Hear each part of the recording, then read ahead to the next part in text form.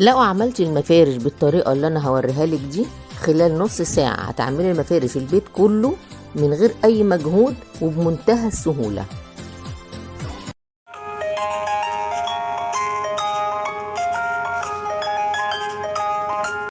اهلا بكم حبايبي، حباب قناة توفير وإعادة تدوير، فيديو جديد ولقاء جديد. كل عام وانتم بخير، رمضان كريم علينا وعليكم جميعا. معلش انا بعتذر عن عدم تقديمي الفيديوهات الفترة اللي فاتت علشان كنت بس تعبانة وكان عندي كمان ظروف نقل بيتي. النهارده بقدم لك فيديو عن مفارش رمضان الجميله اللي كلنا بنعملها. كنت اتمنى انزلها قبل كده.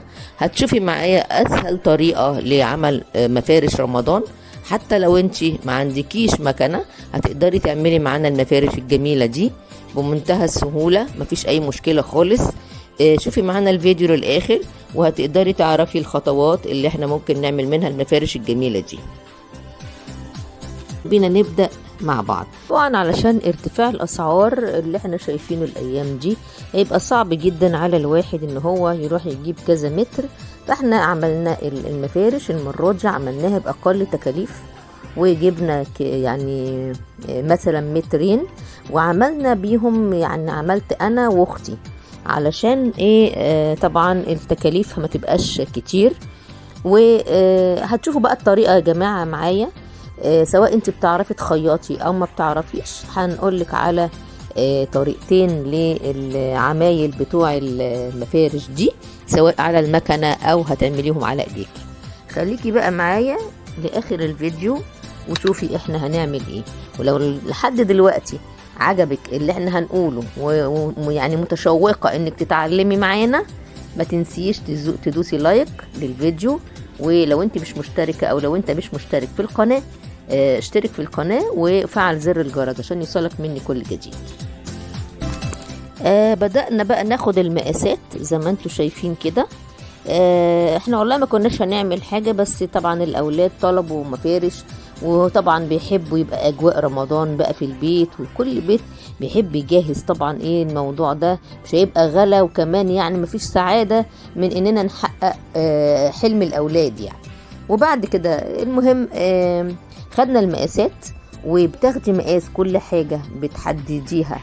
انت عايزة تعملي على ترابيزة او على كومودينو او على مكتبة، تاخدي المقاسات بتاعتها وتبدأي تقصي بقى ايه المقاس بالظبط زي ما انت شايفاها بتعمل كده. بصوا حبايبي، دلوقتي دي الطريقة اللي هي من غير مكنة، اللي هي على الايد.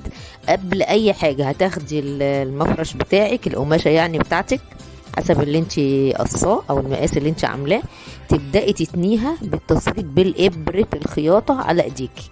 يعني هتعملي حرف كده على كل الطرف بتاع القماشه بايديكي عشان تقدري ان انت ايه تثبتي الطرف بتاع القماشه وما يتفكش منك مره تانية. دلوقتي بعد ما تنيت القماشة على الحرف بتاعها بالإبرة، احنا ما استخدمناش مكنة، احنا دلوقتي بنوريكي ان انت تستخدميش مكنة.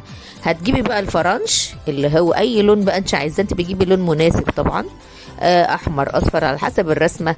ودايما الرسومات بتبقى بوجو طمطم او فؤاد المهندس، يعني ايه الحاجات اللي زي كده. هنبتدي نثبت الفرنش بقى على القماشة كلها اللي انت عاملاها على حسب الشكل اللي انت عاملاه، مدور بيضاوي فستونات. احنا دلوقتي بنثبته بالايد.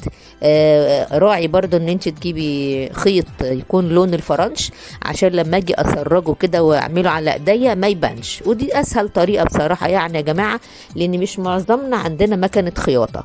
يعني احنا في انا هجيب لك الخطوه اللي بعد كده على مكنه الخياطه، لكن احنا بنتكلم ان مش كلنا عندنا مكنه خياطه. فانت لما بيبقى عندك عايزه تعمليهم على ايدك، خلال نص ساعه هتعملي مفارش البيت كلها وباقل التكاليف من غير ما تغرمي حاجه. وطبعا في ظل الاسعار الرهيبه اللي احنا فيها دلوقتي، شوفوا بقى الجاهز هيبقى بكام. الطرف زي ما انا قلت تعمليه يعني تثبتش عليه بايدك. ممكن تعيدي مرة واتنين علشان يبقى الحاجة متينة معاكي. يبقى هبتدي بقى هعمل دلوقتي قدامك المفرش بالزجزاج اللي هو بالزجزاج. هنعمل هتتني بقى القماشة اولا خدت المقاس، هاتني القماش زي ما انت شايفه كده، وبعدين مره ومرتين مع بعض زي ما ايدي شغاله، وزي ما بتعملي الكم كده هتيجي من احد الجوانب وتقومي قصه بوربه، على اساس ان الوربه دي تقصيها من اتجاه واحد، عشان لما تيجي تفرديها زي ما هتشوفي معايا تبدا تديك الايه، المنظر الزجزاج. المنظر اللي انت كده ده بعد ما اقص هتشوفيه، هو ده اللي بيدي المنظر المتعرج بتاع المفرش في النهايه. دي طريقه سهله جدا جدا، اسهل الطرق بصراحه اللي انا لقيتها لك. بدأت كده احط بقى المفرش واقيس الفرنش اللي عندي كده عليه، تحطيه عشان تعرفي هياخد منك قد ايه، مش هتثبتي لسه دلوقتي ولا حاجه. واختي دلوقتي قدامكم عماله تقول لكم ان انت ممكن تحطيه تثبتيه بالشمع، او ممكن ان انت تثبتيه بالخيط. يعني هتشوفي دلوقتي هي بتشاور لك كده بالشمع بعد ما هتقيس الفرنش، وتقول لك ممكن تقيسيه كده او تقيسيه تثبتيه بالخيط. يعني اي طريقة من الاتنين بصراحة بتبقى جميلة. وبعد كده هناخده بقى نعمل الشغل بتاعه على المكنة عشان يبقى متين وكويس. انا بدأت احط بقى المفرش اللي هو معمول بالزجزاج كده، بعد ما قصيته قدامكم هبتدي بقى احط الفرنش عليه وهمكنه على المكنة. بس انا يعني قلت اشرح علشان بس صوت المكنة هيعمل لنا قلق. همشي بقى على الرسمة زي ما انا قصاها بالظبط بالفرنش زي ما انت شايفة كده ايه بشغل المكنة علشان بس الصوت. وبعد كده بقى هبتدي اعمل نفس النظام اللي انا شغالة بيه ده على بقية المفارش. اهم حاجة ان انا امشي على الرسمة زي ما انا قصيتها بالظبط. شوفوا كده زي ما انتم شايفين قدامكم.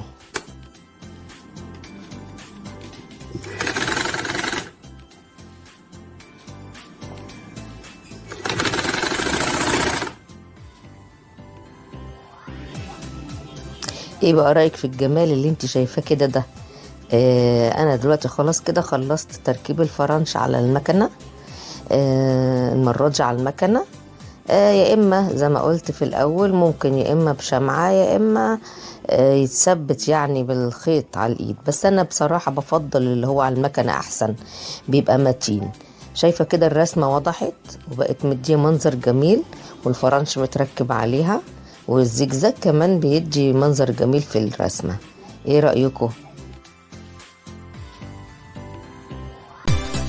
انا هنا بقى استغليت كل حتة في القماش اللي احنا جبناه، وزي ما انا قلت لكم انه يعني احنا ما جبناش قماش كتير، لكن علشان احنا اللي بنفصل واحنا اللي بنعمل الحاجة هتقدري توفري وتستغلي كل حتة، سواء حته مربعه صغيره او مفرش فستونات. انا عامله واحد فستونات احمر تاني هون، عملت له فرنش احمر برضو او اصفر، وعامله حتت صغيره تنفع برضو للمكتبه او كده هتشوفوها دلوقتي. برضو كنا عاملين لي التسريحه والحاجه هتشوفوهم معانا. وعندي ضيفه جميله صغيره عايزه تقول لكم حاجه حلوه لتيتا، وهي بتشكر تيتا يعني ان هي عملت لها الحاجه. الصليب واللي تيتا عملته وده شغل تيتا.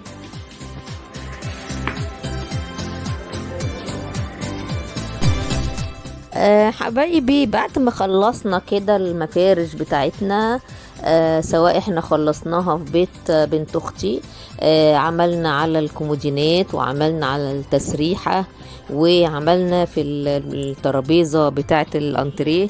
المهم طبعا يعني عملنا على كل حاجة في البيت، وده تقليد بيعملوه الناس كلها. اول ما في دخلة رمضان الكل يروح يشتري القماش ويبتدي يعمل مفارش على كل حاجة عنده، انتريه وتسريحة وأوضة نوم والأطفال وكله، حتى الليفينج والكلام ده كله. بصراحة بتدي منظر جميل قوي قوي، وبتدي منظر شياكة للبيت وجو رمضاني هادي كده.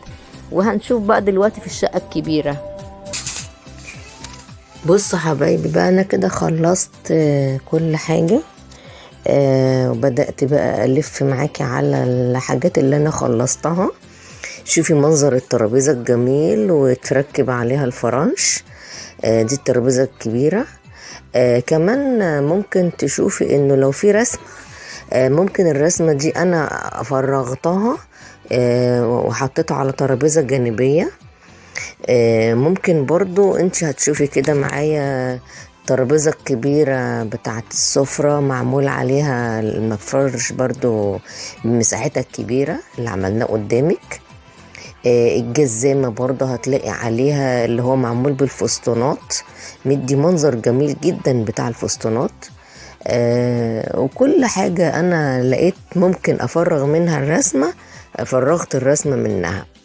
ان شاء الله رايكم ايه في الفيديو بتاع النهارده؟ احنا كده خلصنا سواء في بيت بنت اختي او في البيت هنا الكبير. الحاجات زي ما انتم شايفين الحاجات الجميله، المفارش واللي على ترابيزات السفره واللي على التسريحه واللي على ترابيزات الانتريه والكلام ده كله. كمان الزينه اللي احنا معلقينها طبعا هي بسيطه وما فيش اي مشكله فيها، بس ما كانش في وقت ان احنا نصور لكم واحنا بنعملها. خدنا قطع من القماش وبدأنا نقصها على شكل مثلث، وتلزقيها من الجزء العريض من قاعدة المثلث في دبارة او خيط يكون جامد عندك. وبالنسبة بقى للنجمة، بتقصي شكل نجمة وتنجديها من جوه بشوية الياف، وبعد كده تقفلي زي الخداديه بالظبط كانك عامله خداديه صغيره بس على شكل نجمه، وتركبي الفرنش من بره زي ما انت شايفه منظر النجمه الجميل. يا ريت كل بقى اللي يشوف الفيديو النهارده لو عجبكم اقرا رايكم في التعليقات ان شاء الله. ورمضان كريم وعلينا كلنا يا رب يجي بالخير، وكل سنه وانتم طيبين.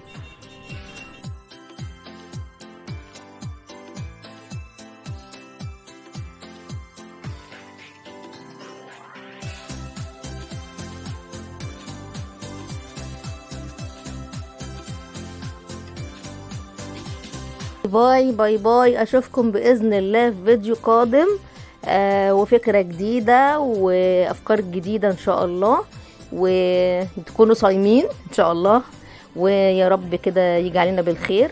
واتمنى ان الفيديو يكون سهل ومش مش بيزهق.